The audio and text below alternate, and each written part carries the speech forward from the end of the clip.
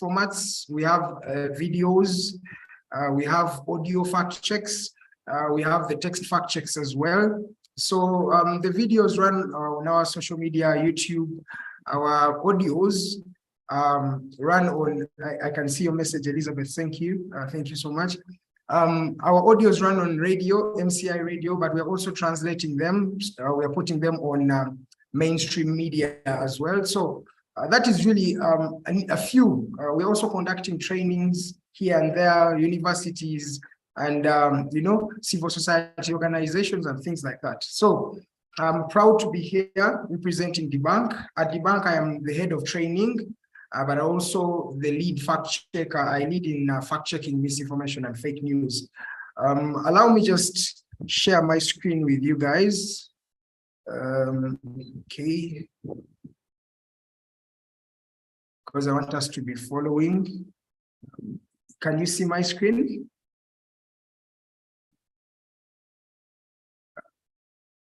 You can? Okay, sure.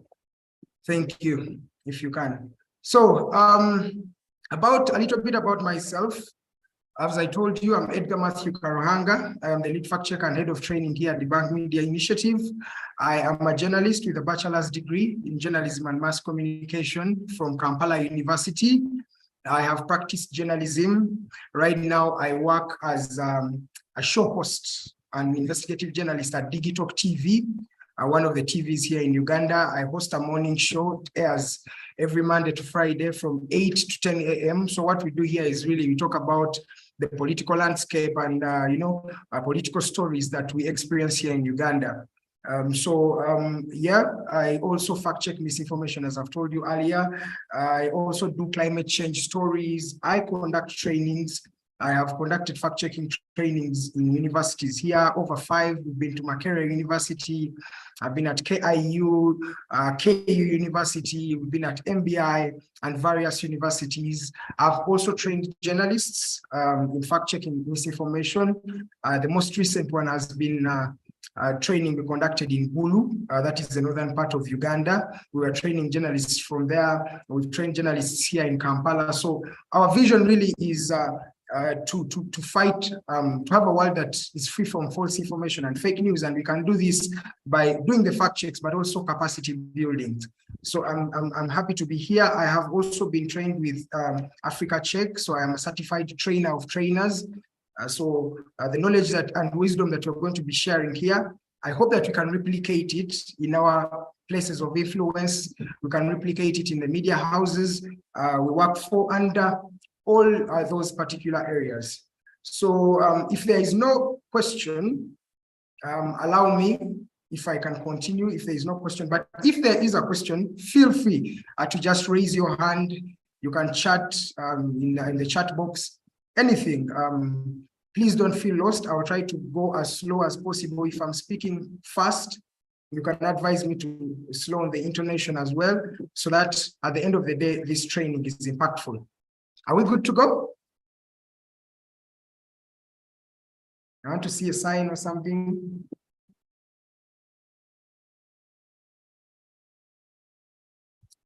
Yeah, okay. Thank you so much, Gabriel. I can see you. So let's continue with our slide here.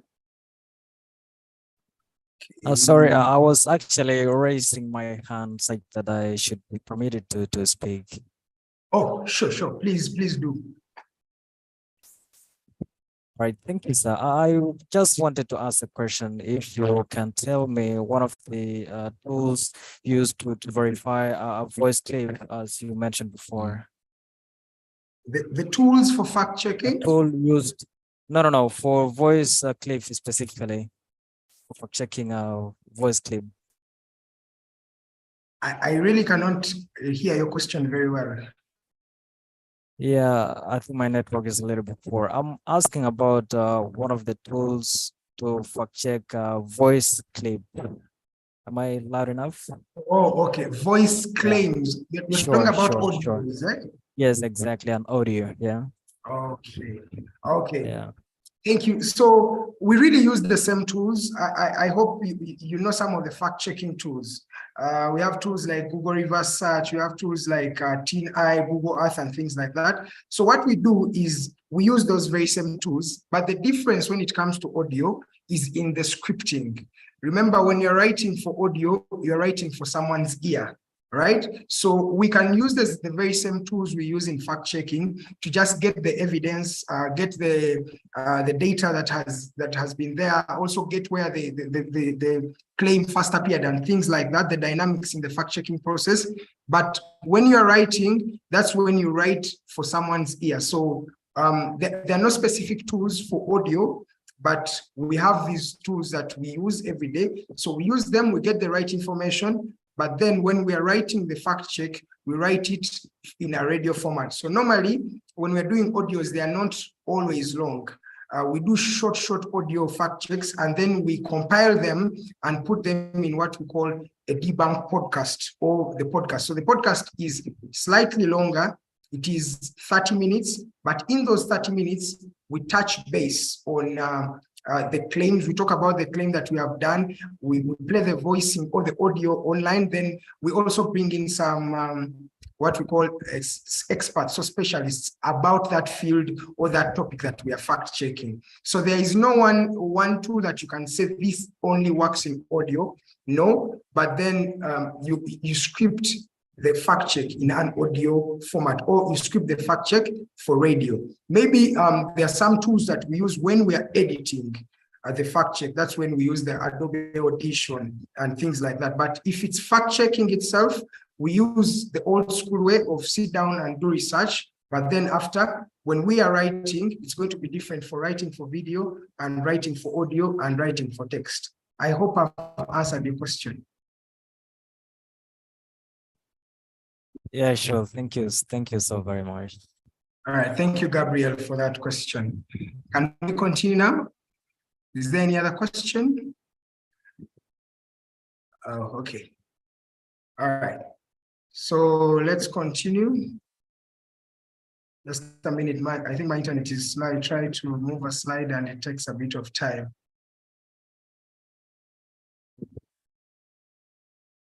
Okay. So I've already talked about my name, Edgar.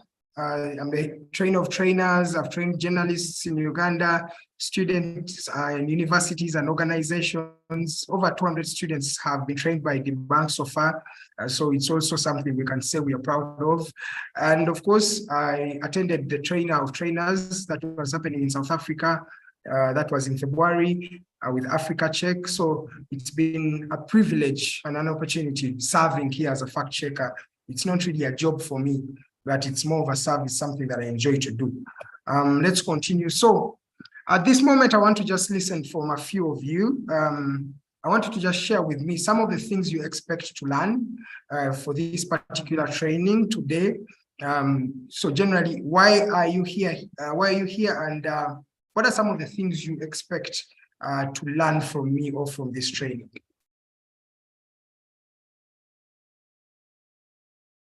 You can just unmute yourself and just speak. You can first introduce yourself and then you can speak to us. Hello, sir. Hi. Dharma. Hello, sir. Nakademo ko na siya. Nakayaw na ko dada.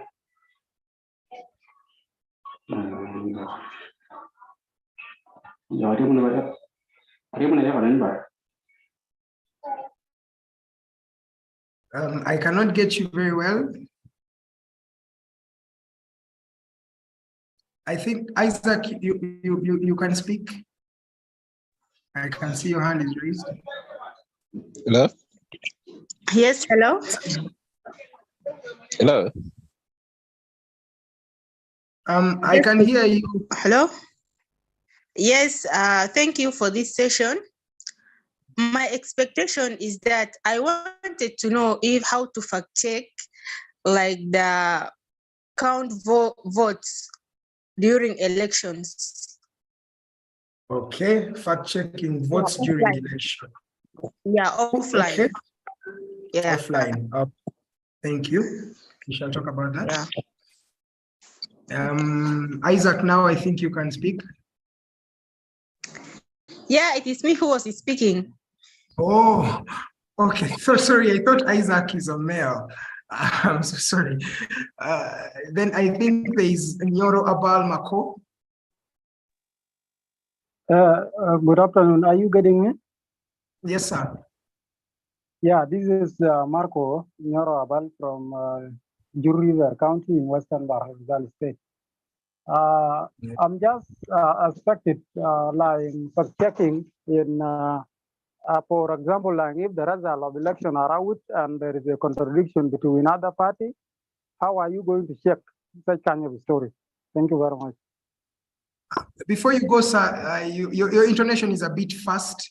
Do you want to please repeat your submission? Yeah, I'm saying like during after election and the result are out and other political party are complaining, the loser are complaining. Which mechanism are you going to use to make sure that you check their result in a good manner that will not bring problem? Okay, thank you so much. I get you. There is Paul Sam here. He says that to discover a new knowledge or experience. Okay, no problem. I hope we can also, touch that. Anybody else want to share?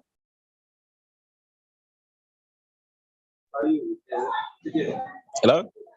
Yes, please. Yeah, this is Mabor. Yeah, my name is Mabor React. Are you getting? Yes, I get you, sir. Yes. My question is, when during campaign, there are so many problems that occur, especially during election campaign, when there is general campaign. There are some other people, who do not want their opponents, to be interviewed, or for the story to get balance. How can one actually handle such a situation, especially the government-owned media houses or broadcasting stations which are owned by the government? Because these things always happen, especially between the opposition and the ruling party members and some independent candidates, because this one became very chaotic in 2010, because there were some people who were not actually allowed by the ruling parties to do any campaign publicly on the media owned by the government. The government claimed that this is the government property and cannot be used by opposition or independent candidate. So how can you handle such situation? Okay. Thank you so much. That is accurate. A lot of, challenges happen when you are a young democracy. So most of African countries, we are young democracies. So these things happen. Yeah, we shall talk about that particular issue. Anybody else? Yeah. You're a bit buffering, but you can continue. Thank you very much. I'm Paul Chemosojang, attending this training from Adorit, Eastern Equatoria, and thank you very much. And there is one question that I would really want to ask, and maybe as expectation also. There is also something that I want to know, like some other challenges that journalists, more especially during elections, that they face, and how do they actually overcome? And this is what really I expect to know from this training. Thank you. Okay, sir. We will be touching base on that as well. Two more. I see Theophilus. I hope I've pronounced your name perfectly.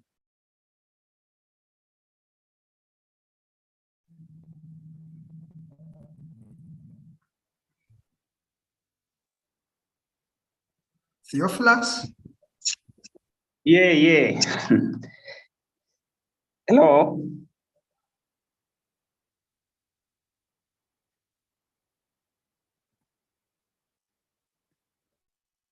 I think I cannot hear you, sir.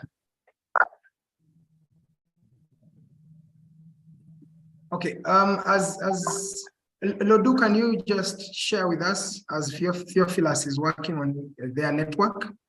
Okay, thank you so much. I'm attending this training from Kapoita, Eastern Equatoria State. So this will be the first time for South Sudan to have election, to hold election in 2024. The first time of these activities take place in South Sudan. So my question is, how do we ensure that we, as the journalists, ensure that the information that is being given by the politicians will verify and to ensure it is accurate? Okay, thank you so much. We shall also talk about that, how to ensure that the information that is being given to us is actually accurate or inaccurate. Okay, we shall be also touching base. Any last one? Theophilus, are you now okay? Can you share? Okay, do you get me right now? Yes, sir. Okay, I was just sticking on the points of actually knowing from this very workshop, more especially some other challenges that journalists face, more especially during the time of elections, as the country will actually be holding that is election 2024. So what are some challenges that they face and how can they be overcome? So this is something that I really want to know from this very training. Thank you. All right, thank you, sir. All those have been noted down. Last one from Lokori Peter. He says, I am Lokori Simon, a trainee from Eastern Equatoria. My expectation is to know, just a minute. My expectation is to know how to fact check accurate data in challenging election environment. Give an example on Kenyan last election, which up to date, one of the main veteran contender, Right Honorable Raila Odinga, disputing the victory of President Ruto. In such a scenario, how can we fact check such a case? And then Deborah also says, Deborah Cool from Juba, my expectation is to know how to fact check information being given during elections. Okay, no problem. We shall be answering most of these questions that have been addressed. So thank you so much. Now I understand where we are. Let's continue with our next slide here. Okay. So these are some of our outcomes. First, I hope that after this training, you journalists who are on this call will understand how false information spreads during elections, because we also know there are some types or some ways this false information will spread. Remember when we talked about false information, it's classified. I think they've told you about misinformation, disinformation, malinformation, right? So after this training, I hope you'll understand how false information can spread during elections. Then the next expectation is journalists will be able to understand fact-checking challenges. So there are many challenges you face as journalists, especially during election times. This is a general broader perspective of if you're a fact checker, you're a journalist of any media house, there are some universal challenges that really we shall find, especially in a setting like ours, Africa, where our democracies are still, young, we're still trying to adapt and mutate. So you will understand some of the challenges you face during, or you shall face during elections. Then after this particular training, we hope that journalists are able to understand the risks and threats you face, because there are some risks that you face during elections, and how better can you protect yourself for those risks, because they will be there, whether you want it or you don't. Then journalists will be skilled in accurately verifying videos and images during election. So you will understand that during elections, we have what we call an overflow of information. There's an overload of information. There's a lot of information that is always, supplying. Sometimes if it's not a campaign rally, it's maybe a controversy of one of the politicians. Maybe it's a controversy between the politician and the security apparatus. It can be the army, it can be the police. So when you find video content, audio content, images that are running on social media, how can you really, be skeptical or fact check such images and such videos of election malpractice or of election period. So at the end of the day, I hope you guys will be able to understand how you can verify these videos and images. And maybe lastly, at the end of this training, I hope that journalists in newsrooms will understand how to handle and filter election information overload. So you realize that during elections, especially from a setting like ours in Uganda here, the media is really that go-to place by the population, the people in the communities. They trust you to be able to, show them what is going on in the election, to help them protect their vote. Sometimes it's really tedious a task, but that is your role. That's why you signed up as a journalist in the first day, to just say, I'm going to be telling stories that will be informing communities. So how best can you as a newsroom handle information during elections? Most of, according to our election here, which I know, because yours is going to be a historical election, it's the first of its kind, and it's happening after what? You got your independence 2011, so that's like 13 years down the road. So this thing is historical. People will be wanting to see how are they counting our election? How are the votes coming in? So that is your role as newsrooms and journalists. So how better can you address such information as a team, as a newsroom? How can you treat such information? So at the end of the day, we shall be able to also understand that. Allow me to continue. So before I actually delve into how false information manifests, I wanted to just bring us back a bit to just help jumpstart some of those who may have forgotten the entire fact-checking. Because fact-checking is big, this is just an incept. So I want to just take a few minutes to just go through some things. For example, we all know what fact-checking is here. It's just a process of verifying information, right? In the public domain. So you can fact-check using videos, audios, and things like that. And you also know that false information is, manifests in various ways, right? We have misinformation, we have disinformation, we have malinformation. Misinformation, in just a summary, is just when someone shares inaccurate information without any intention, right? They do not know that what they are sharing is false, but they keep sharing. Maybe they're sharing to help you. So that is misinformation. When it comes to disinformation, people know that what they are sharing is actually wrong, but they go ahead and they share it, right? So that is disinformation. And you realize in the election, we see a lot of disinformation where someone is actually deliberately sharing a piece of information with a motive behind, right? So when we talk about malinformation, is when you share private information for your own gain, or you are intending to harm, but you're sharing private information. So the information you share may be actually true, right? But it's not for the public to consume. It's really somebody's private information. It's company's information. You're not supposed to share it, right? So, but you go on and share it, then it becomes malinformation. I think right by now, you know what is fact checkable and what is not fact checkable. Because when you start fact checking, you realize that some things cannot be fact checked. Not everything will be fact checked, right? So we cannot fact check someone's opinion. We cannot. We cannot fact check a prediction. When someone says, maybe in my opinion, this is like this, you cannot fact check that one because it is how they feel. Everybody is entitled to one opinion by the mere fact that you are human, right? So we do not fact check opinions. We do not fact check predictions, things that have not happened. Like when someone says Uganda will win the World Cup in 2026, right? We cannot fact check that. It has not happened. In order for us to fact check any piece of information, you know that there has to be evidence to it, right?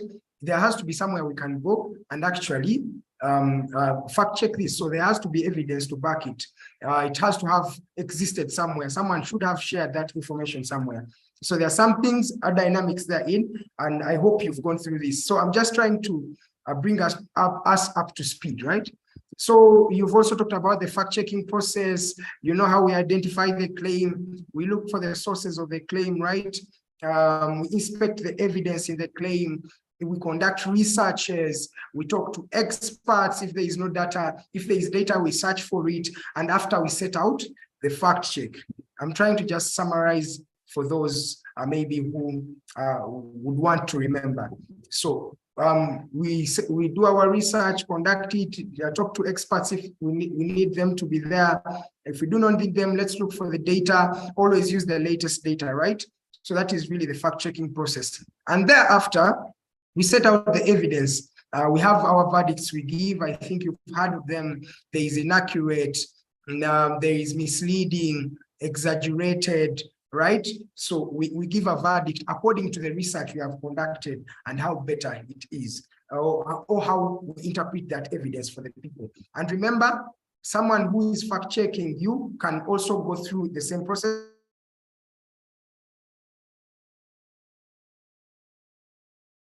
At the back of your hand. In case you need data, there are some international organizations. We have World Bank, they have their data there in, we have World Health Organization and more organizations that do that.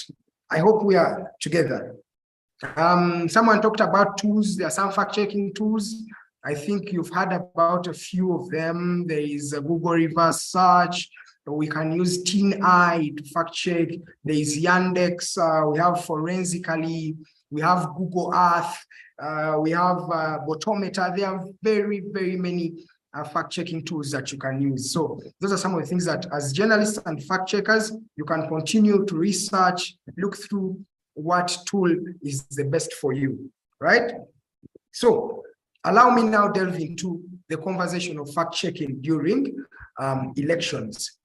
So just continue here with my slide. Any question? Oh, there is a question, info 21 check, 211. Do you want to share with us?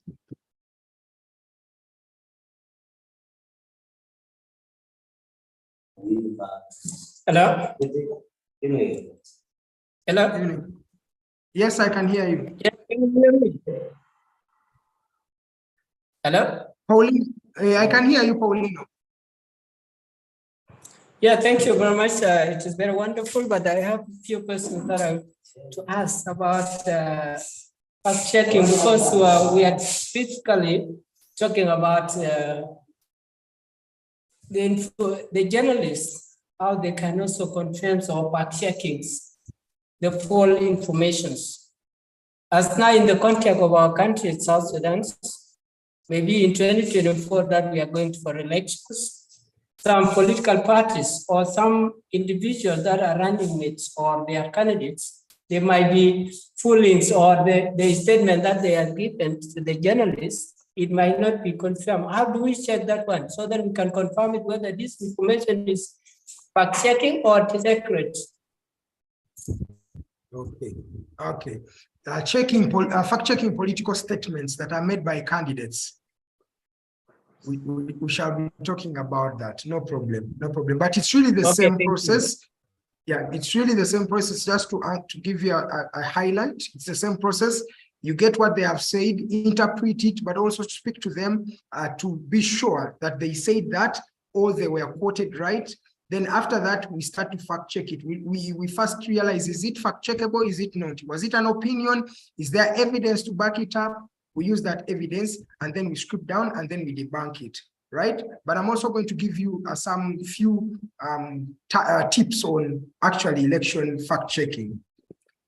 Thank you so much, Paulino, for that question. Do not hesitate to put up your hand in case you have a question. So, how false information manifests during elections? We shall start with out of context video or image content. So, how does this go about? You realize during elections, some people will pick content that belongs to another setting, that belongs to another country, and they bring it to your particular setting. So, for example, we had elections here in Uganda, and yeah, they were marred with a lot of violence. I think one of the most violent elections we've experienced in the recent past. So a lot of people died then, but during that time, people had to import videos that were coming from other countries to show that it was Uganda, right? Yes, we had some violence, we had shooting, over 50 people died. but still, there are some videos that were being brought from countries like Nigeria, from countries like Central African Republic, and they're bringing them to relate to Uganda, which wasn't the case. So during elections, you will see things like this. Many people sharing information. Some may have a motive, some may actually not have a motive. So out of context images and videos will be shared, especially exaggerating some incidents, based maybe on violence and things like that.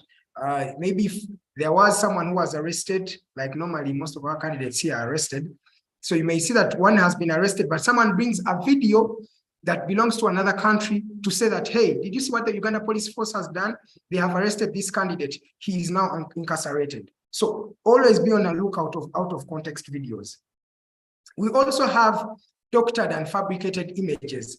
So someone actually sits down and manipulates an image to show that this was Uganda. I'll be sharing a few examples with you. This image is not there. It has not existed. Someone has gone and has picked that, has went into Photoshop, got images of a few candidates, put the image together and posted and say, hey, you see what is happening in this election? So always be mindful of those images. There are some tools we can use to fact check them, tools like Forensically and photo forensics. There are various tools that help you to understand if this image is doctored or it has a bit of inconsistencies or it was touched here and there. So you will see a lot of doctored and fabricated images during elections. Then there is something else. We call it bot run content. So this is a new phenomenon, especially in the Ugandan setting.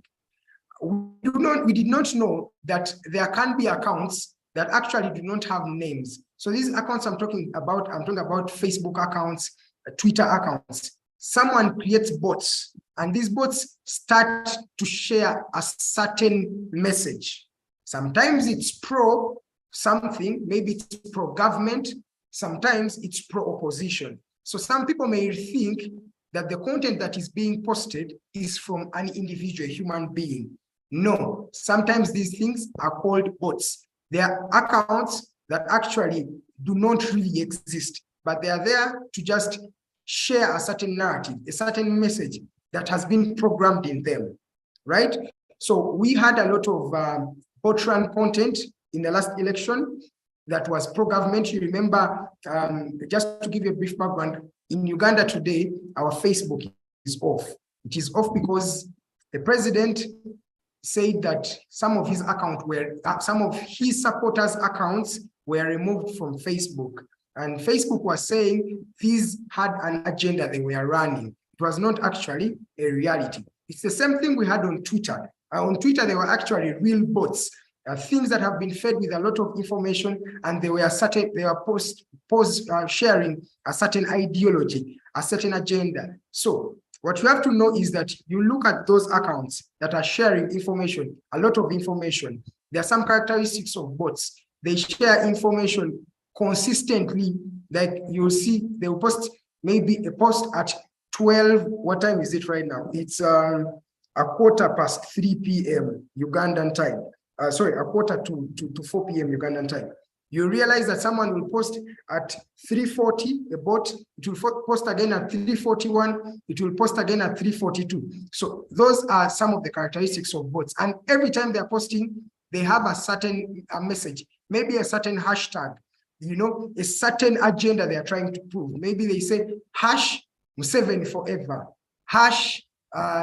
Bobby Wine, So those bot content, sometimes they share a lot. In fact, not sometimes, but most of the times, they share a lot of false information because they have been programmed to share such content. Sometimes it's not accurate. So you'll see a lot of bots on social media.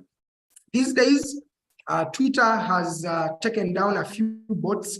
WhatsApp clearly does not allow any more bots on their account. So even social media itself is understanding that this is another challenge. We shall talk about that. In another way false information manifests during election is trending hashtags. What do I mean by this?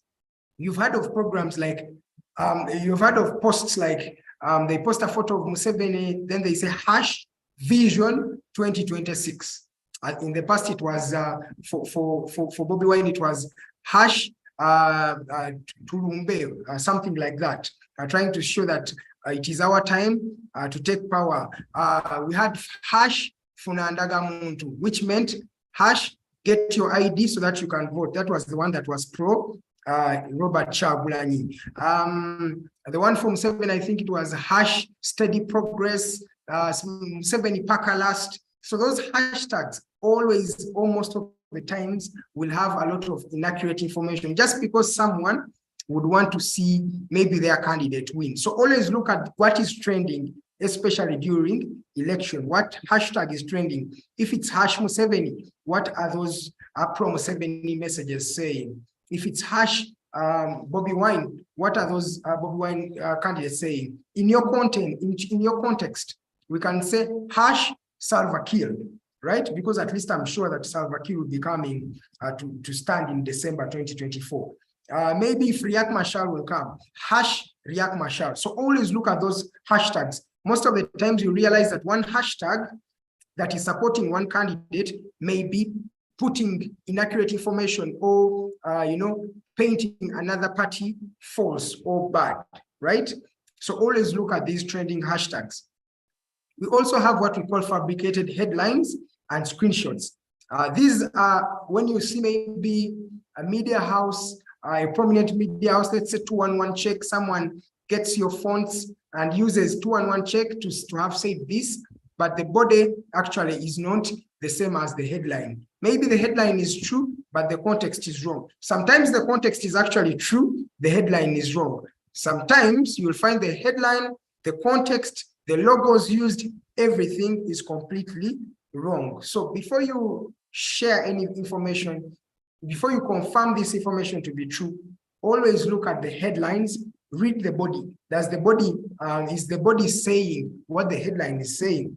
Is the headline being exaggerated and the body is speaking something that is different? Always look at these phenomenons.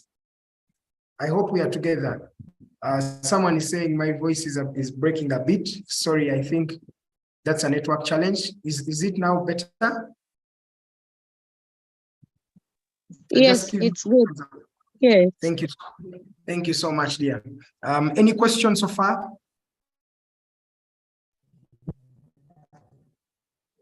Okay, so let's continue and just see a few examples here.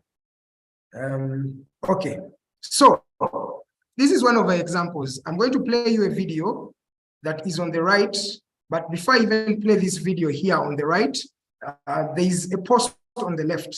This one is a post by a gentleman called Pius Jadwa. He says, listen to what Joe Biden had to say about democracy in Uganda during the Free Bobby Wine campaign.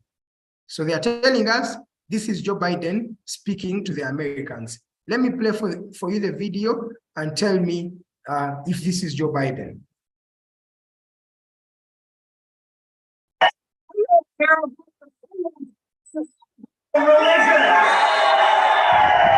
We all stand together. We need democracy in Uganda. What we are doing here today, as the mayor said, a peaceful protest for democracy, is a beautiful thing. We should be allowed to protest on the streets of Kampala. Okay, now that is Mr. Biden, according to Pius Jadwa. Anybody wants to comment on this video? Do you think this is Joe Biden in a minute or two? Anybody wants to comment on what they've seen? Yeah, I'm sorry for just putting up this stage without raising my hand. I hope I'm loud and clear. You are, sir. Yeah, so the accents completely doesn't, seems to be that of Joe Biden completely. So when you hear the voice, you can just know that this is a fake voice. So that's my comment actually. Okay, thank you. So he has looked at the voice, right? And he says this cannot be Joe Biden. But in case you also did use our tools, took a few screenshots, or used InVid tool to reverse a video search this thing, you realize that that was not Joe Biden. But someone is going to bring it in a Ugandan context and say, this is what Joe Biden has had to say. So as you a journalist, do not be a gullible receiver of information to just say, hey, this is true, let me retweet it, let me do this, right? So normally we have a lot of information that will go like that. Just someone sharing it out of the blue and bringing it to say that this was Joe Biden, yet it was not Joe Biden. But yes, we can accept that this was a pro-Bobby Wine protest that was happening there, but it was not Joe Biden, the president of the United States, because that speaks so much. Angelina, your question or comment? It's just a comment on the video.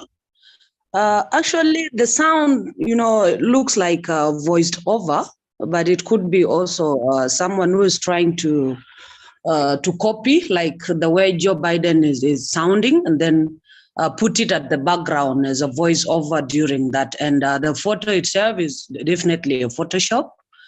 And I think these are type of the post or the content being posted that are even adding more issues during the election.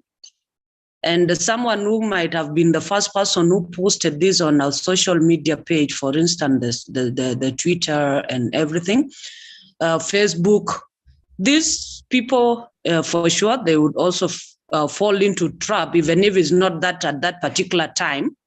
But with time to come, when things are verified and all this is whereby you will hear that there is an investigated article being investigated that was posted on this day and that, and as a journalist, it's always good to be really skeptical about such articles, not just to grab them anyhow and post them, because it will take the media house into issues with the government, with the with the people standing for the election and so on.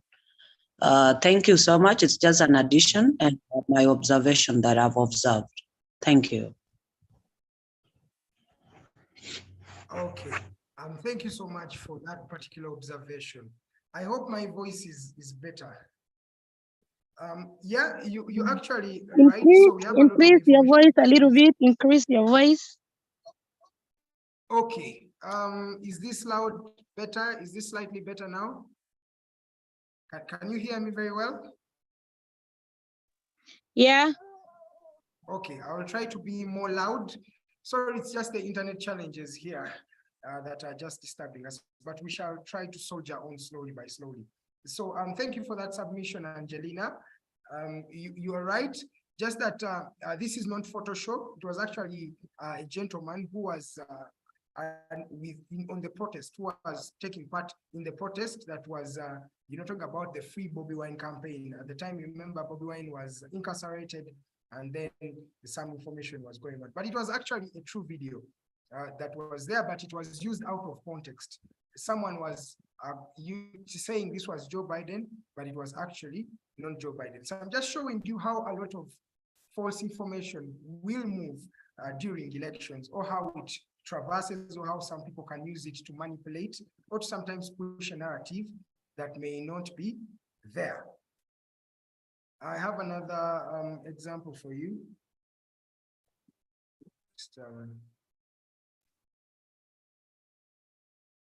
Okay. All right. So there are two videos also here. There is one on the right, this one where my cursor is. There is one here on the left. So this video was posted on Facebook by a gentleman who's called Hans Haas.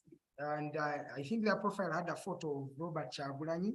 I want to think that they were a supporter of Robert Kyagulanyi. And they said, this is evidence that the election in Uganda was rigged, right? So I'm going to first show you here, and let's play this video and you can see, or maybe you can share in 1 minute or two, if you think this is Uganda and why, right? So let me play it for you.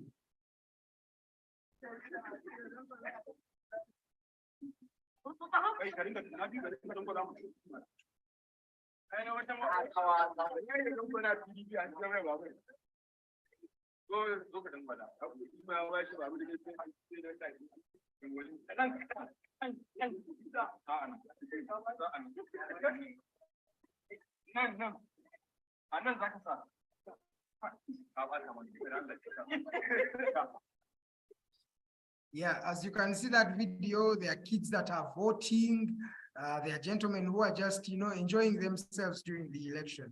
I want you to just tell me in just a minute or two, to just pick one or two people to just tell me, do you think this is Uganda? And maybe what would you look out for to determine if this is Uganda or this is not Uganda? Or why do you think this may be Uganda or may not be Uganda? Anybody to just unmute and just comment on this video.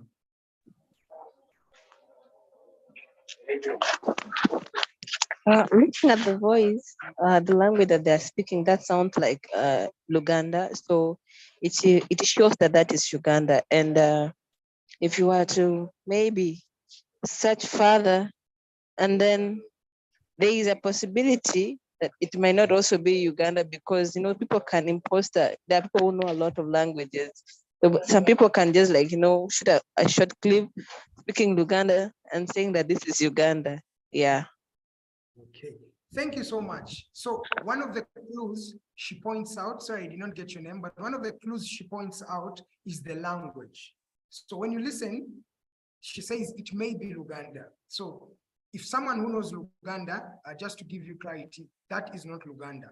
So you realize, for me who knows Luganda, that is my first clue to say, the language that they are speaking, okay, it sounds to be an African language, but me who knows Ugandan languages or a few Ugandan languages, this language is not in Uganda, right?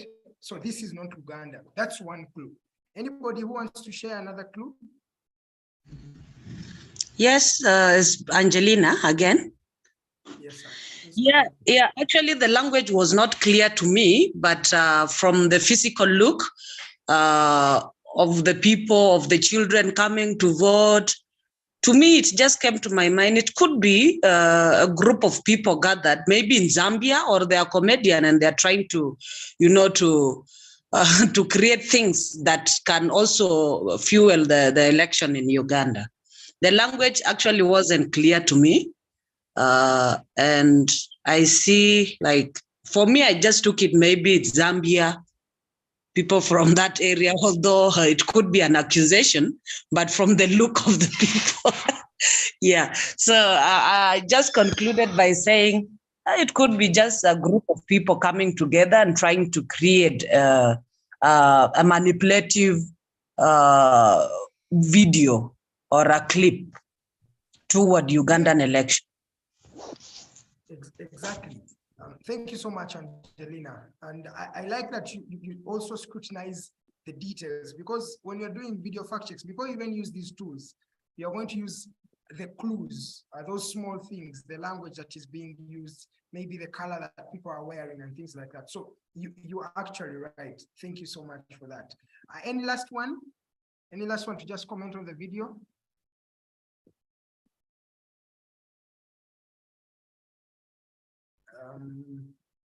Yeah, Samsung SM A336E says, I think this is in Niger. Yeah, thank you so much. Okay. Yeah, you're actually right. This video is from Nigeria, but some of the clues you would look at, the box color.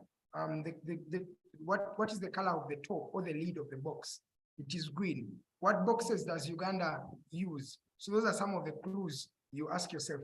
When you look at one of the polling agents, this gentleman who called a kid to vote or a child to vote, what color of reflector are they wearing? Then you ask yourself, what reflector jackets does the Electoral Commission of Uganda wear? So those are some of the clues. Let me come to this left video. So we also do a bit of staffing, but this is how we do it. So this is a video that was recorded in the 2021 election. And I want you to tell me, I've already told you this is Uganda, but what clues, if you did not know that this was Uganda, what clues would you follow? Let me play this video for you, and please be attentive as we watch it together. And you'll tell me some clues there in there.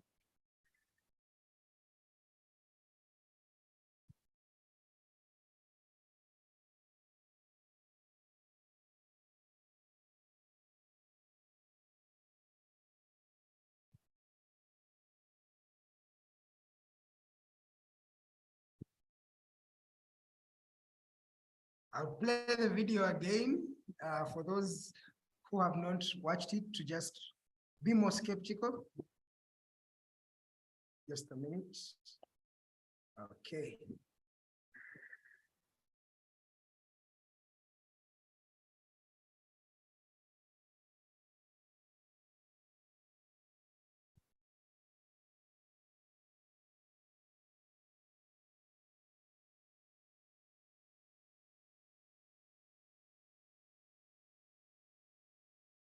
Okay, so are there some clues when you see that may point to Uganda? Anybody else? Okay. Hmm. Yeah. From what I've seen an officer that is, kind of dropping in a voting card, but looks like also is also withdrawing some of the voting cards. And the one is standing beside him is just looking at that. It's like they are aware of what they wanted to do, maybe rigging and all this. But even the place itself is not convenient as a voting point. I could see like it's a waiting area somewhere. So the place is not secure for, yeah. So this could be just a makeup voting point for villagers or for those who are not fully informed on how they can vote and all this, just to top up some votes to whoever candidates they are in favor of. Yeah, thank you. All right, thank you so much. That's true, but those are the polling stations in Uganda here. Schools, fields, rooms, LC1 offices. So the polling stations will be many. Sometimes they can look like that. In fact, this may be also good. There are some that even look worse. Yeah. Anybody else to just give us a few details when it comes to the video? Is there anything you'd use?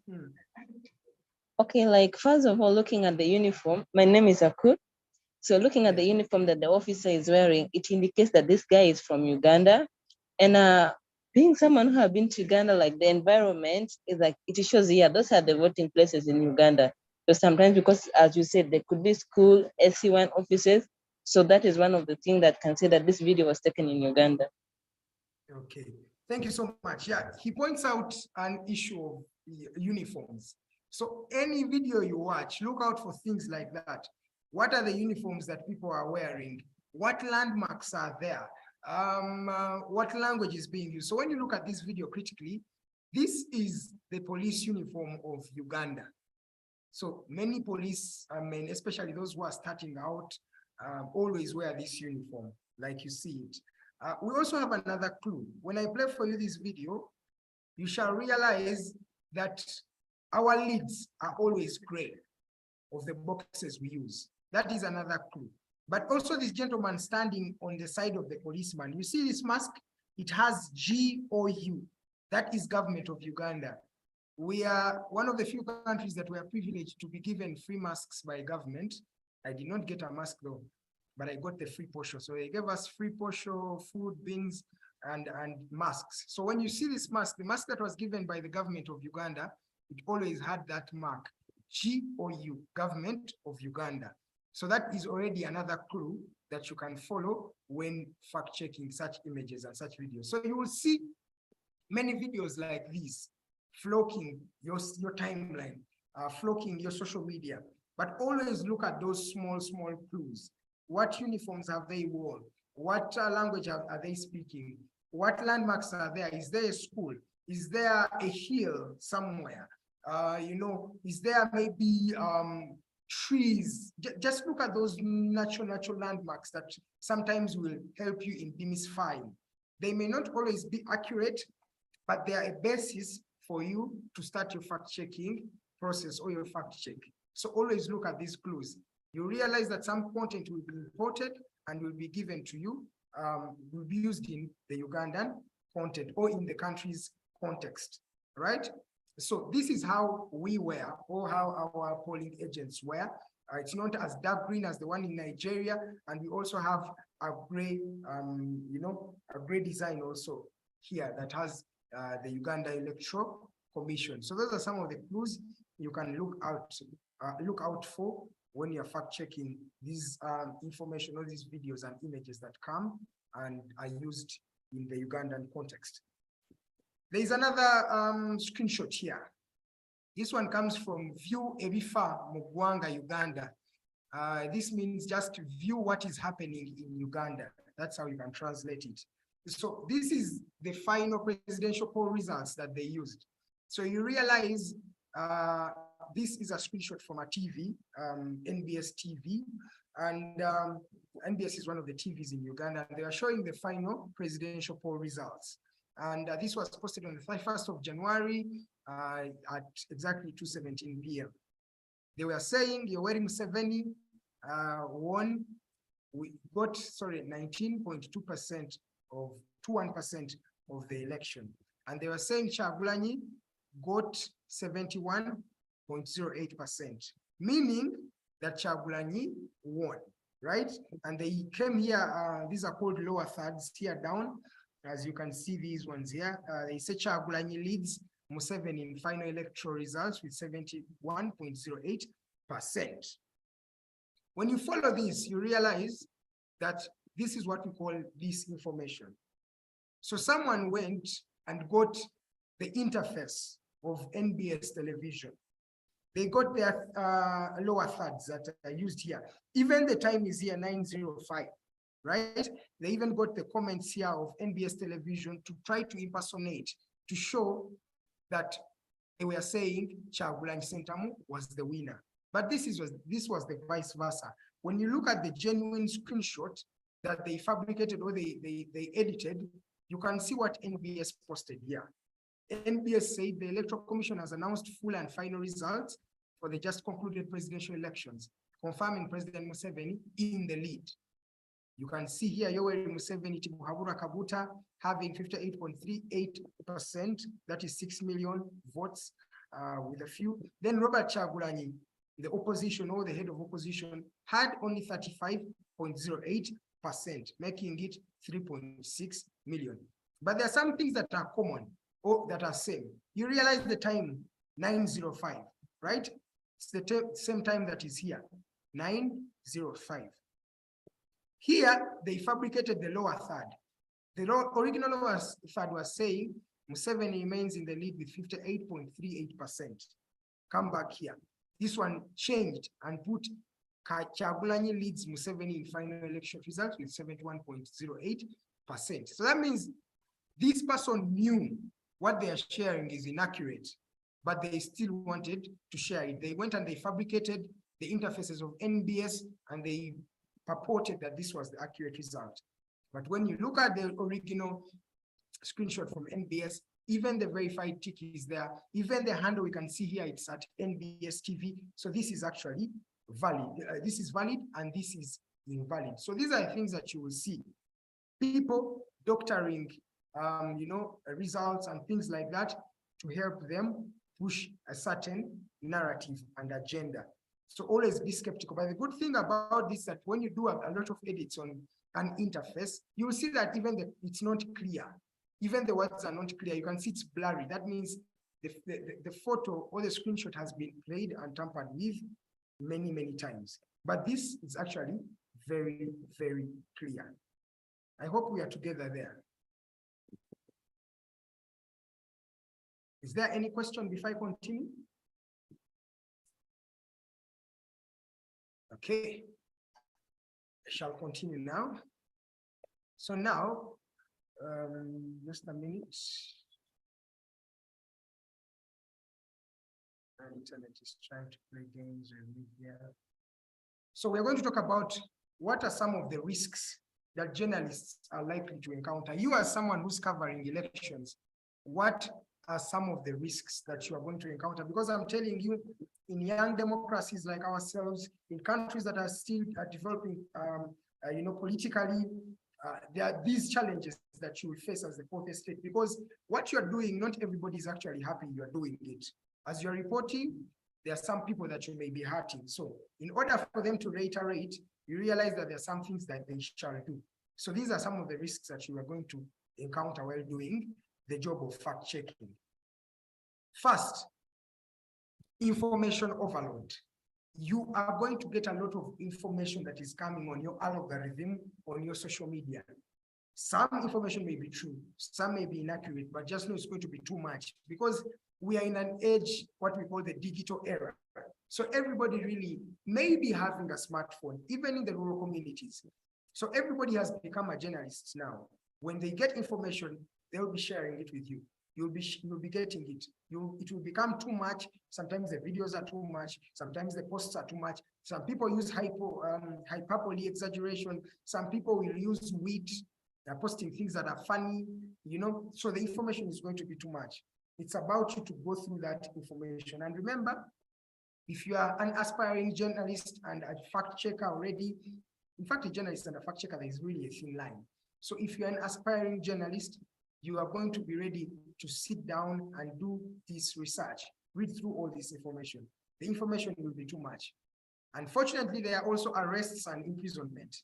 In the previous election, we had many journalists in Uganda being arrested, some for mere being on the election campaign. When you realize I had a few friends, still have, who were on the opposition. You know, media houses in Uganda designate a certain journalist to work with a certain politician or a certain candidate through the election. So that person is the one covering the story of that candidate. So there were journalists that were assigned to Museveni.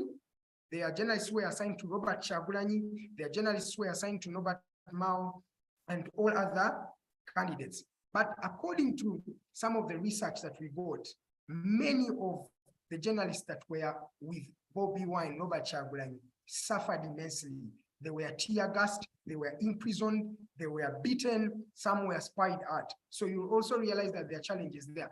And when you compare those that were moving with the head of state, Mr. President, Yoweri Museveni, they were comfortable, they were okay. In fact, during that time, something was, and I marked this personally, there were two people, two live correspondents during the bulletin in the evening. And one was at the NRM camp, or President Museveni's camp, and the other was Bobi Wine's camp. But when you looked at the two journalists live there, you would ask yourself, really, the one of Mr. President was comfortable, he all looked nice, he was smart. But when you looked at the gentleman who was reporting Robert Kyagulanyi, he had helmets, he had press jackets, he had all dust everywhere, he was tired. You could just look at him and you know that this person has gone through a lot by just looking at their face. So many of them were in prison. Many of them were arrested. You know, so those are some of the challenges you will find. We also have another challenge of internet and social media shutdown. That's new. It's not something we knew that was a common phenomenon here. But in the last election, they removed the entire internet. At least in 2016, they removed social media, Facebook and a few social media platforms were off. But now in this 2021 election, the entire internet was down. So that means banks were not working. Journalists, was difficult for them to live stream because there was no internet at all. Total media shutdown. And remember, in this era, we are journalists who have grown with at least the age of internet, that the internet has simplified our job. We can have meetings like this using the internet. We can live stream events using the internet.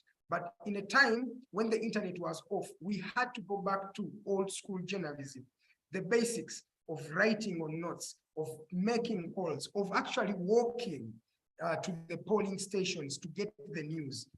So internet shut down, and I'm thinking it will be the same story there. But I'm not being a prophet of doom, but in times when there is no internet, how do you still do your job as a journalist? That is something you should also look out for. Then beatings and tear gas, I've mentioned that. Many were beaten. I'll show you a few examples here and there. Tear gas was a normal phenomenon. Rubber bullets were also there. Fortunately, there was no one who was actually shot dead, a journalist at least, but the injuries were sustained. Some people have permanent, some have minor injuries. And that brings me to that, another challenge of injuries, especially when you are not following a certain agenda that is pro-state, right? So that will also be another challenge. Access to data, that is not only during elections, but generally, there is a problem of access to data in Uganda here. And most of the African countries also have that particular challenge. I don't know why we hide information, but there's a lot of information that is hidden from the mainstream. So access to data is another challenge. And remember, as we are fact checking, we use the latest data. When you have data that is not up to date, that means you're really not bringing the facts as you should bring them. So access to data is another challenge that you face. Another risk is intimidation and espionage. So many of our journalists were spied on during the election. They put spyware in their phones. You've heard of Pegasus technology. A few journalists were decrying this challenge that we are being spied on by certain people. And some confirmed that it was actually government that was doing that, spying on people. So you can't be spied on. Maybe they hack your phone, maybe your computer, to just find out, especially for people who journalists who have a lot of impact, who have a lot of following. That will be a challenge.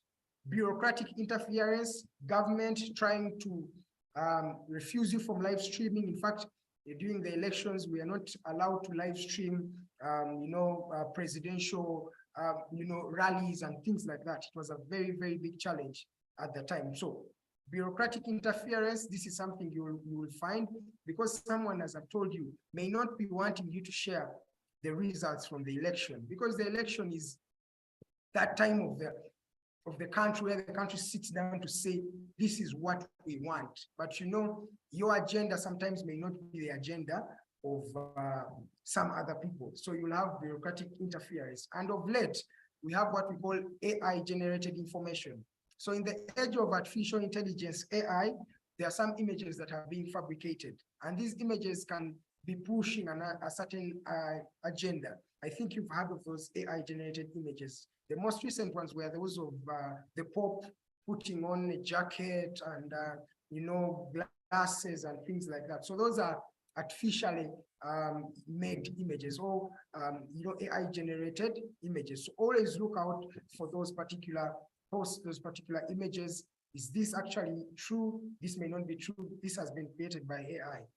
So those are some of the challenges, but I'm going to just delve them in a few of them, give you a few examples to understand what I mean.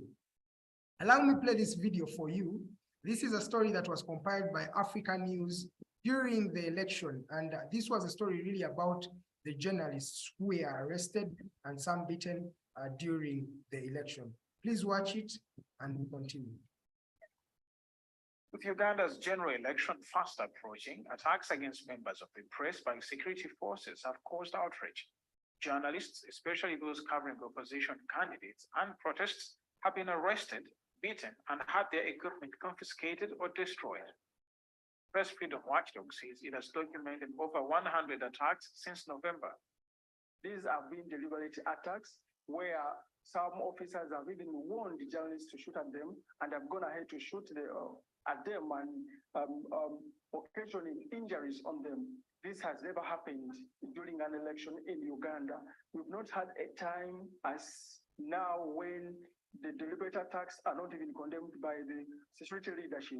The president has severally come out to attack the media as working for foreign agents, as being a partisan, as promoting interests of the political opposition in the country.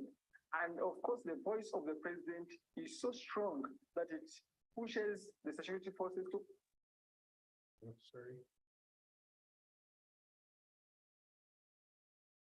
act immediately. Activists say security forces have enjoyed impunity for crimes against journalists. In December, the government decreed that only reporters accredited by the state-backed media regulator will be allowed to cover the elections due on January 14. We saw the emergence of new directives by the Media Council shortly before elections, asking all journalists to register and seek for permission to be able to cover elections. And this applied to both local and foreign journalists. We also saw the deportation of some foreign correspondents from the country. That has not happened before. And some were blocked at the airport as they came to cover elections. Opposition presidential candidate Bobby Wine on Wednesday resumed campaigning after a break. Uganda has banned campaign rallies in major urban centers, citing the coronavirus. Okay, I also have another video for you here. I hope you can also watch it. It also speaks to the same particular issue of how journalists are handled during elections. This is a bit sensitive, so just see how journalists were trying to fight for themselves. What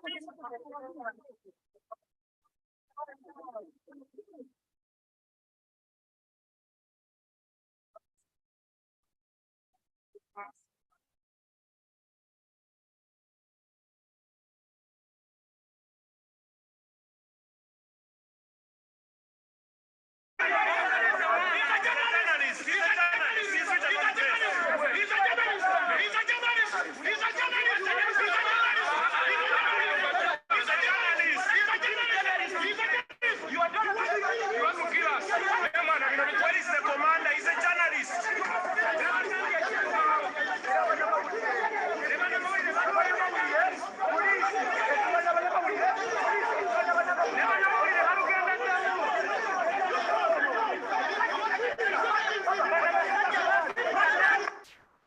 Yeah, so that's how journalists were fighting for themselves during this particular election that we have recently concluded. So these are some of the things I tell you about that are happening during elections.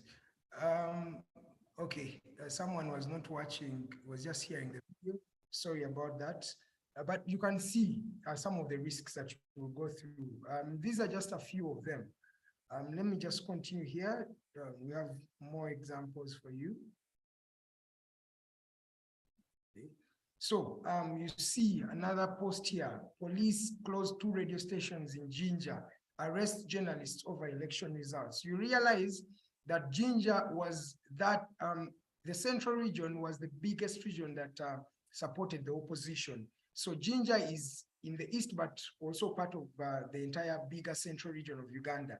So most of the people here, media houses, radio, were locked down. There are journalists here who were arrested there in.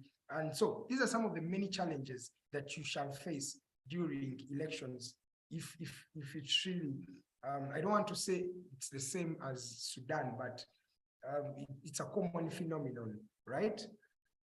We also have more examples here of people who have been arrested and how arrests are working out. Just a minute. Okay. So this gentleman you see, I had to blur, to put it in black and white because it's sensitive. This is the gentleman you saw in the first video who was being pulled.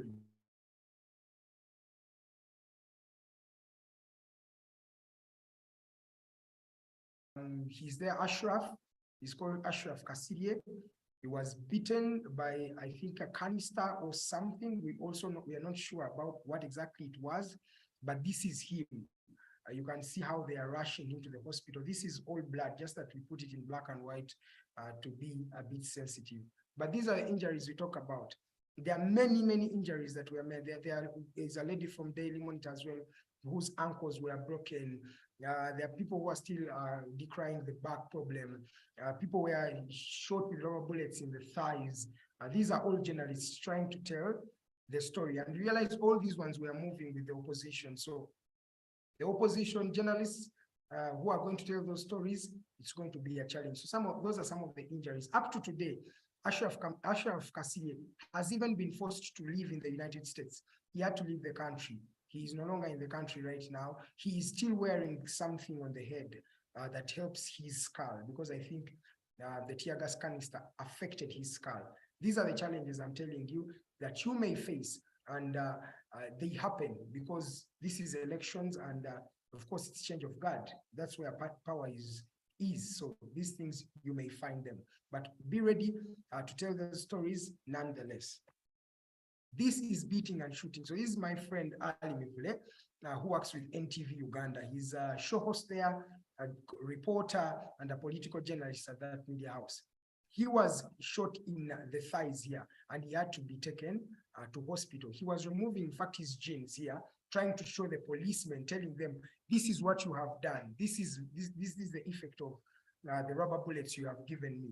And he was actually forced to go into hospital. And of course, as you can see in his thighs, these are some of the markings of the rubber bullets that were meted on him. But you can see he is even wearing a press helmet to show that I am a journalist. This gentleman is well known by people because people watch TV, you see the stories that he tells, but still the security apparatus had to do this or sometimes does this. This is a very big challenge and you may find it, but don't worry, we're telling these stories nonetheless. This is what we signed up to do.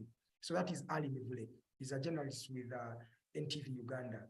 If you don't know NTV, by the way, some people say that it's from those people who may not be believing with the status quo with government, but sometimes it's just the stories you tell. When you tell stories, everybody will interpret it the way they want. They may say you are biased or you're not biased, but the truth is always the truth. You cannot hide it. That's why as journalists, we side with the truth. So this is the IGP, Inspector General of Police for Uganda. And this is what he had to say on the eve of the election, before even casting the ballot. This is what this gentleman had to talk about the journalists. First listen and tell me what you think. We're targeting the media. No, we are trying to protect your life. We are telling you there's a danger there. Or you are insisting you must go where there's a danger. Yes, we shall beat you for your own sake. To help you understand that don't go there. We shall use reasonable force to ensure that you don't go where there's a risk. That's what I have no apology. Actually, you are saying, is the police apologizing for mishandling journalists? My answer is, I'm very sorry, excuse me, we shall not apologize. But we shall continue helping you, not to go where they can. Yeah, the gentleman was helping us by beating us. So he even confirms that they will beat you. So these are the challenges we are telling you, intimidations. Someone is intimidating you, shall beat you for your own sake. From what time did it become, a crime to tell stories? How are you going to beat me to help me?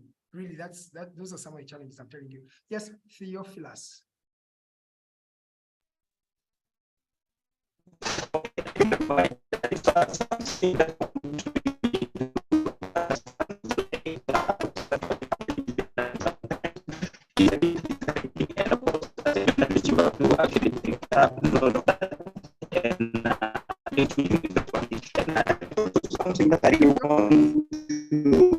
I'm sorry, but I don't know, your internet is buffering. I cannot hear anything you're saying. I don't know if it's on my side, but I cannot hear you very well.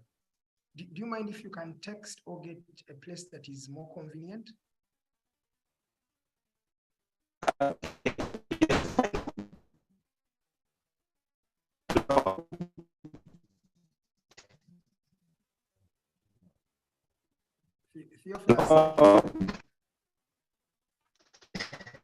We have failed to see you, to listen to what you're saying. And I think there's someone who has also commented on the same. So do you mind if you get a place that is more convenient and then you will ask the question? Yeah, you can please just text. All right. So that's another challenge I was telling you, intimidation. Like you've had the IGP. By the way, the IGP is the biggest person in police, right? He is the alpha and omega of the police. So if the police can tell you that through their head, their political head, the IGP, that shows you the intimidation that we go through as journalists. Go to the next slide. Just a minute. Okay, so I told you about espionage. Okay, anybody has a comment?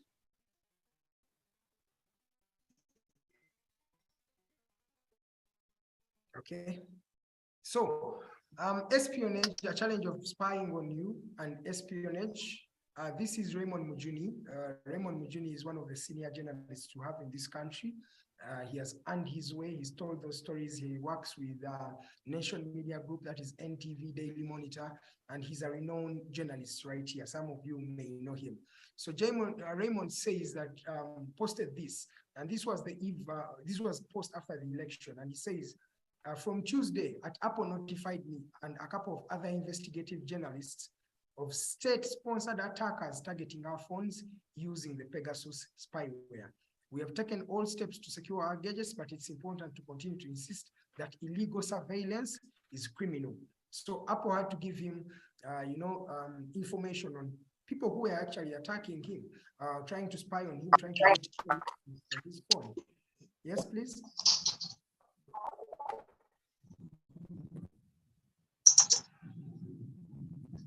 There seems to be someone who wants to say something. Okay. So you see how the state will actually, how the state is actually, targeting these journalists. They spy on them. This is also another post. You can see it, and it says the debate on the Pegasus project is unhealthy. It should be, sorry, I cannot see here, okay. The debate on the Pegasus is unhealthy. It should be noted that in 2015, released emails of a hacking team which analyzed and found Uganda in advanced stages of using remote control surveillance system. Spying was being done on opposition, key army and government officials, and targeted towards journalists too. You're right. The purchase of this software as police and office of the president. So these are some of the things that you realize that we go through as journalists, because someone doesn't want you to tell the story you are telling. So spyware will be something that may happen to you during elections. People want to know, who are you talking to?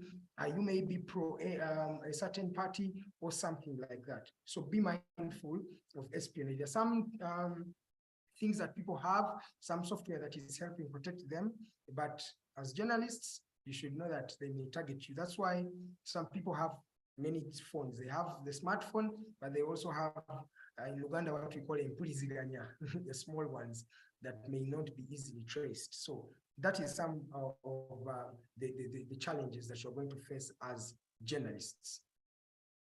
Okay. So we're supposed to take a break, but I see we just have a few minutes, like 30. So allow me just to finish up a quick, so that you can also ask a few questions therein. So the 15-minute break, allow me not to give it to you in good faith, right? I hope you can understand why. After this, I request that you use your phone to conduct a Google research. Look for any election-related misinformation because it's still there. Spot 2 or 3 claims, fake images or videos, and post them, and links to the and post them here. So you may not be able to post them here, but you can start fact-checking them on your own using the tips we have given you to practice for 2024. And it's always better if you do a bit of pre-banking. I'll be talking about pre-banking later on this particular call. But use your phone. Please look out for any false information, wherever it may be. After looking out for it, start to fact check it, script it, use those tools, try to get the right information. This is something that will help you to practice for next year, because by the way, next year is not really very far. So practice for next year so that as a journalist, as a fact checker, you're already ready on how you can do this particular fact checking process during elections.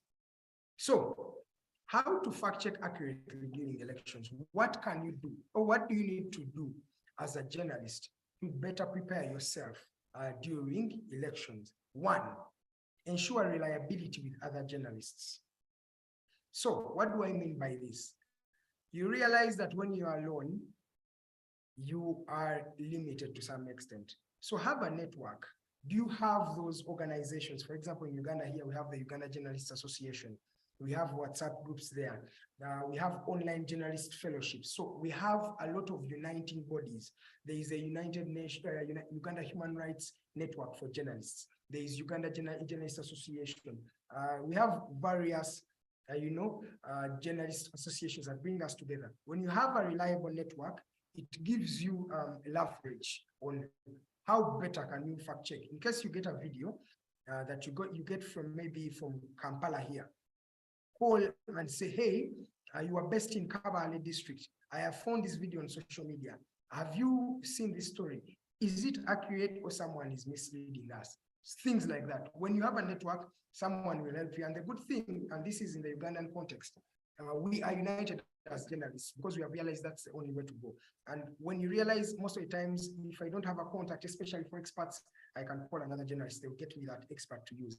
If I found a story on a certain media house, I can call a journalist from there and I tell him, hey, I've seen this posted on your social media. Is this actually accurate? Did you guys post it? And he will tell me, no, Edgar, we did not. We posted this, or this has been fabricated. So have a network of journalists to work with.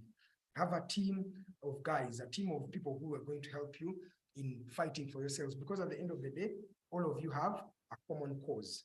2, have contacts of the polling agents. So you realize that maybe internet will be off. You have to go the old school way. There are polling agents. Polling agents are just people who are helping in the polling, the people who are running those registers, the people who are helping to give them the machines to use when you're going to vote. The agents of the politicians, maybe an MP of that area, they have an agent who's working on that particular polling station, trying to protect their vote. Have those numbers, talk to those polling agents. Those polling agents know a lot how the process has been. They will be able to help you, right? Look through the DR forms. So the DR forms are called district return forms. These are the forms that after, in Uganda, this is how we do it. You come, you vote in the morning up to like 5. After 5, they start counting the votes. They'll count the first, after counting those votes, they fill them in what we call a DR form. So that DR form is got by one of the head or the district return officer. He gets those forms from the different polling stations. Then he takes those forms to the main tally center where the entire voting is going on. So normally the election rigging, or people will change the results in that time from transferring the polling, from transferring the material and the results from the polling station to the tally center. That small window is where most of the rigging goes on. So it is better that you look through the DR forms, the voters registers, those things before they take them back, before they come back to the tally center. Look through them, take a photo of when it was still at the polling station and what you received at the tally center. Does it match? Have the results been changed in that moment? Because that's where most of the elections, all the results are changed from. Maybe the district officer is given a tip, and that tip will compromise them, and they will fabricate the results. They will change them. Maybe if it was 1,210 votes, someone says 11,210 votes. Those things may add a 1. So you look at them. If you have friends, as I told you, polling agents, let them take those photos there. That evidence is going to be there. At the end of the day, you will have to show that, hey, you're saying this person got these number of votes in this polling station. It is inaccurate. He did not get these numbers. He got these numbers according to the evidence we have. Look at the voters' registers. The voters' registers have the list of the people who are supposed to vote from that polling center. Many people may change these things. So look at the voters' register. The number of people who voted, is it the number of people that are reflected here in the results that have been voted?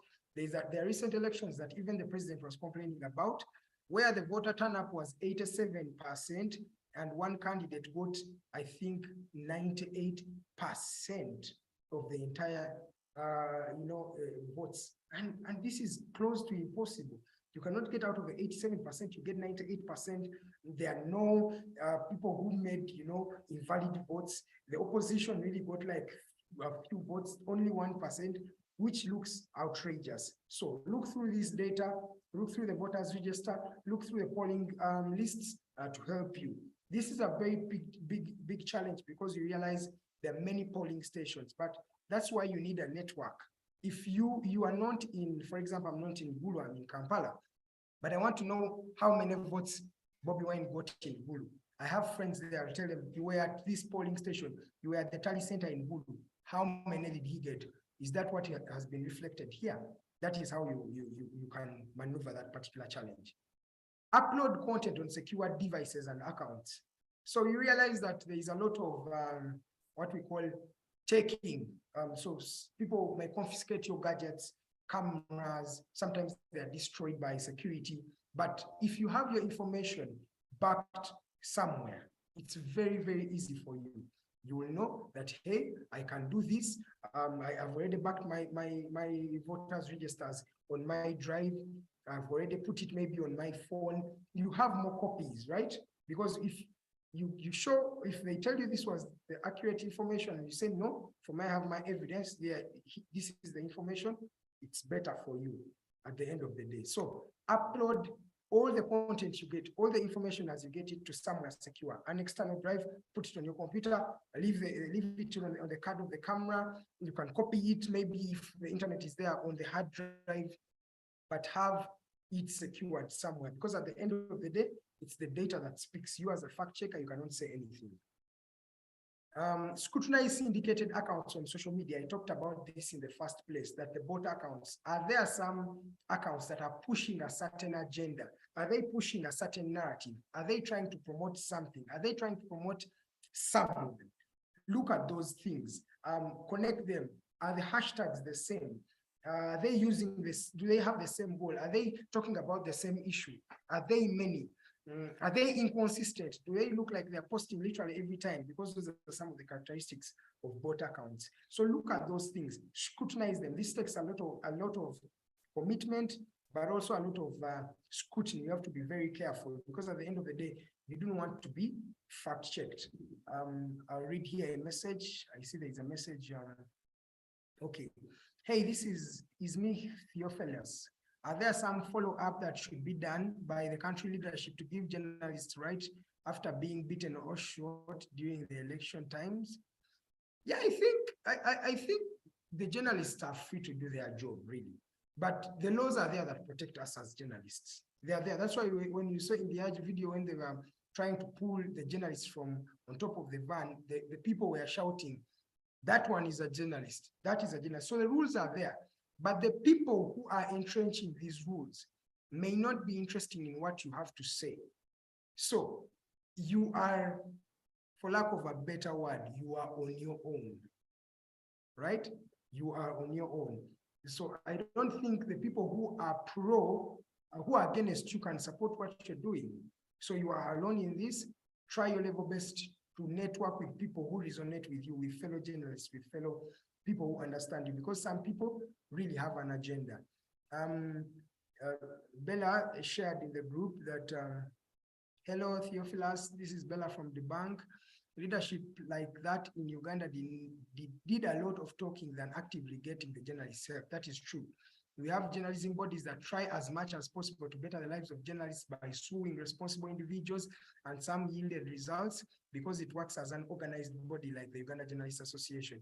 But approaching leadership directly does not yield too much. True, Bella has been flawless in this. She has told you the real truth. So it's the bodies. That's why you saw the guy, the leader of the Uganda Human Rights Network for Journalists, was the one speaking. Those are the people that are helping you.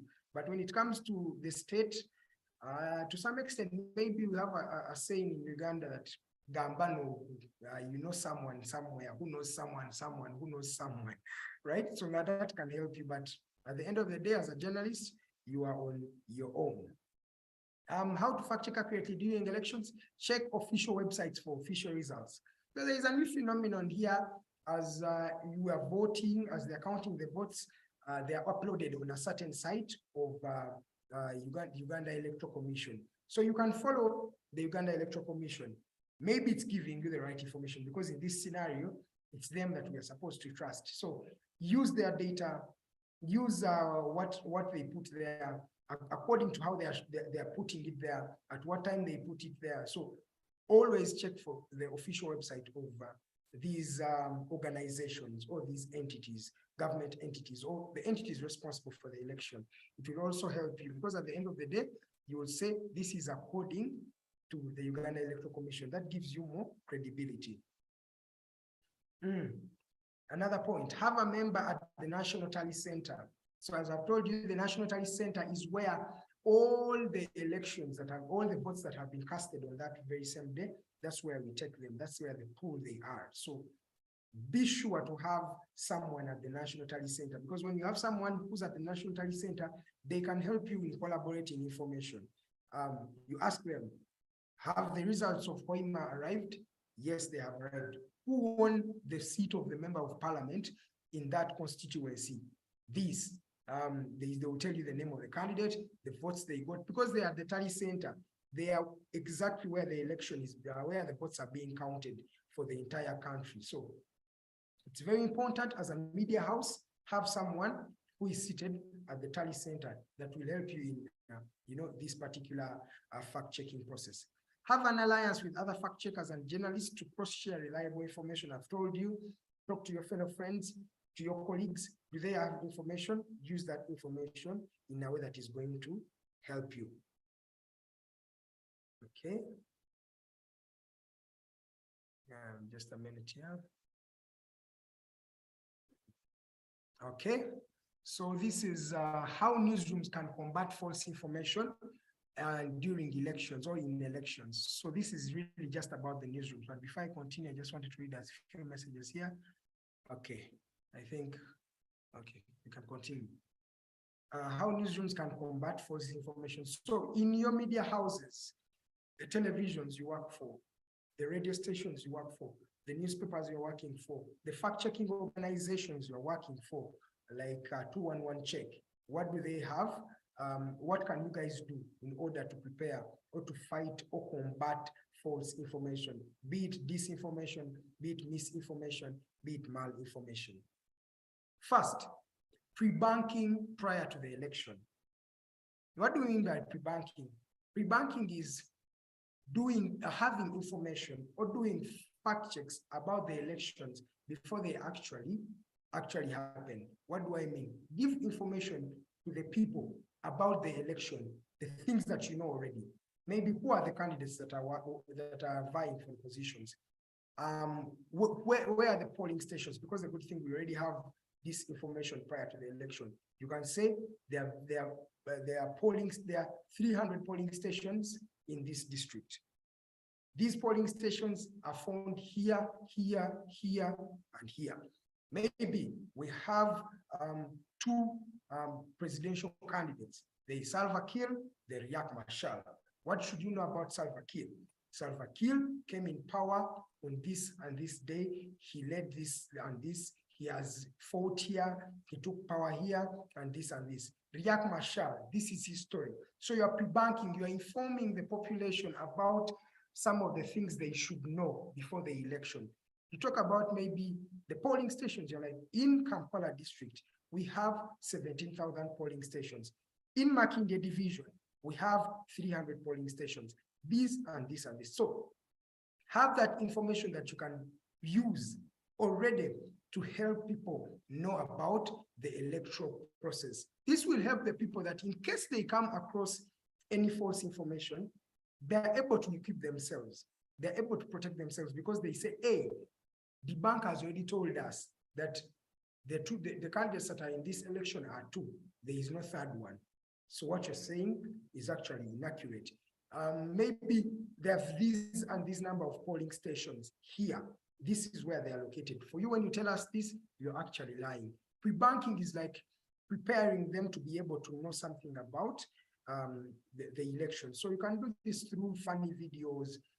You can post, maybe info tips, maybe what you should know. You know what you can call it, but those formats you know what you can do with them. But the main thing I'm talking here is just have content that is preparing the population, especially a population like that of South Sudan, where you can say this is a new phenomenon. Be able, you as a journalist, to give these people a list of background information, because at the end of the day, when they have the right information, they make informed decisions, which can shape how your country is going to go, if it's going to go better or it's going to go worse. And right now, the precedent you set is the precedent that is going to be followed in the subsequent elections. Because what happens here is really not going to be different from what may happen in 2028 when you are carrying the next election, or in 2032. So you set the pace as journalists. Pre-banking is very, very important. You can read about it. Two, Reach out to people making the claims and pressure them to make the corrections. So this is a very important thing, though we forget it in the fact-checking process. Reach out to people, call them, ask them, did you make this statement? Were you misquoted? Or were you quoted right? Do you still think this information is right? Maybe they can say, no, after my research, personally, I realized what I was talking about was inaccurate, right? So talk to them before you actually start the fact-checking process. Talk to the person, get their point of view, get what they actually meant. If they still stick to what they said, then you have all the moral authority to continue with your fact check. But make sure you are in good books with them. That's what you say. For me, I called him and he told me this. It's about him. You've removed you from the story. Third, ensure editorial independence. So I know we all have political affiliations. We have things we believe in. We have people we support. But during the elections, be as careful as you can to avoid being sided or having a side you are taking with saying, for me, I am Team Salva Kiir. For me, I am Team Riek Machar. For me, I am Team NRM. For me, I'm Team NUP Bobby Wine. Avoid those things, because as journalists, your job is not to support anyone. For you, you support the truth. You give people the truth. Let them decide for themselves. Another, be critical with what you fact check. You may amplify the falsities. So remember when you talked about what's fact checkable and what's not, this is what we actually meant. Okay, someone has a question? Come on, okay.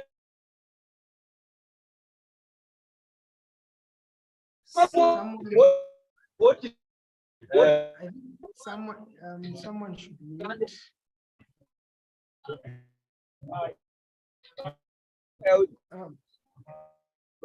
Okay. Allow me to finish up. So I was telling you, ensure editorial independence. Do not be sided. Be critical with what you fact check. You may amplify the falsities. Be sure that what you're fact checking is something that is fact checkable. If it's not fact checkable, please do not fact check it, because you may end up also being the one who's sharing the false information. Network with other journalists as media rooms. Talk to other media houses, talk to NTV, talk to NBS, what are they saying, and things like that. Network with them. I've already talked about this issue. Conduct in-house voter count if you have the capacity. So we have media houses here that are counting the votes as the Electoral Commission is counting the votes. If you can do that, you have a network of people, you have the money, you have the capacity, feel free to also conduct your own internal vote counting. You count the votes. Look for all the polling stations. What do they have? What have they shared? What have they recorded? And then put it together. Also have your own in-house, you have your own in-house content. Because at the end of the day, when you're fact-checking, you have the evidence. You're like, our evidence is here. Keep a database of your facts. I've told you that. Have a safe place where you can put all that content, all your fact checks you've done, all the information you have, the polling results, everything. Have them in one secure place as a media house. Because if they raid you or something, you can back up your story and evidence. Lastly, use the fact-checking tools. We've talked about them, Google Reverse Search, TinEye, and all those tools. They will help you. Limit the fact checks to statements of fact or inaccurate. So when you're fact checking in elections, remember it's a time that is so fast. Sometimes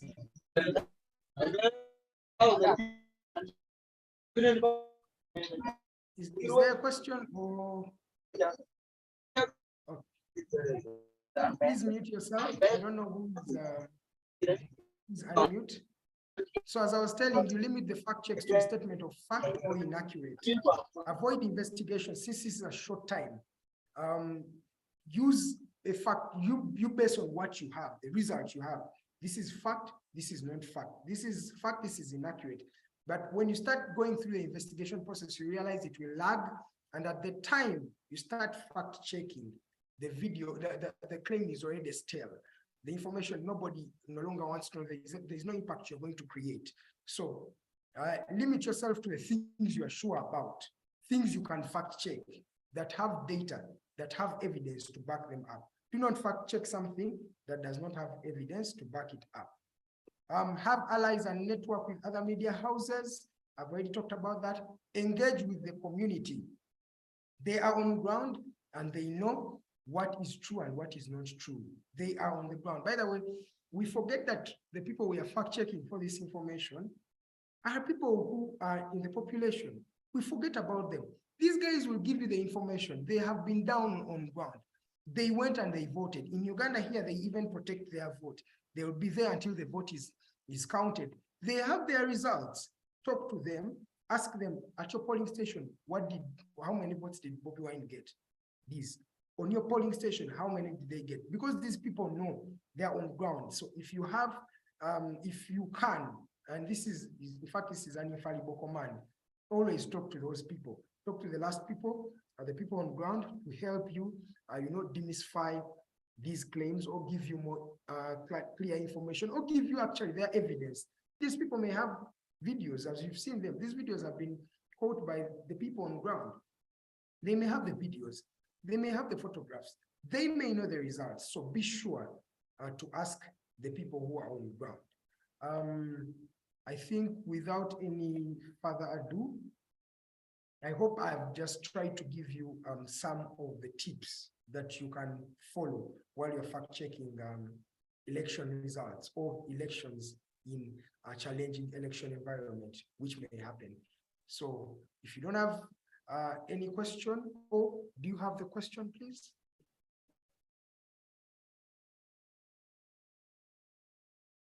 Anybody with a question that I can address? Yes. Okay, thank you. Thank you. You're welcome. You're welcome. So I just wanted, I'm back on the issue of the verification tools again. Can you tell us which ones are in apps formats, like the ones that we can be able to download on our phones and use them very fast? Okay. Offhand, I'll just only give you maybe InfoTool. Most of them are sites. They are not really independent. The one that I know that you can use even, but also to need internet, is the InfoTool. InfoTool is one you can add as an extension on your computer. And I think if you have a very good smartphone, you can actually use it on your phone. But most of them that we use are sites. Maybe the other one for photos is called Photo Forensics. You can also download it. I think you can find it in the Play Store or the App Store. There's Photo Forensics. I think there's also Forensically for the photos, but most of them, they are extensions that you add, there are sites you go to and extensions there. There's Google Reverse, there's TinEye, there's Yandex. There are many. There is Botometer for Twitter, I think.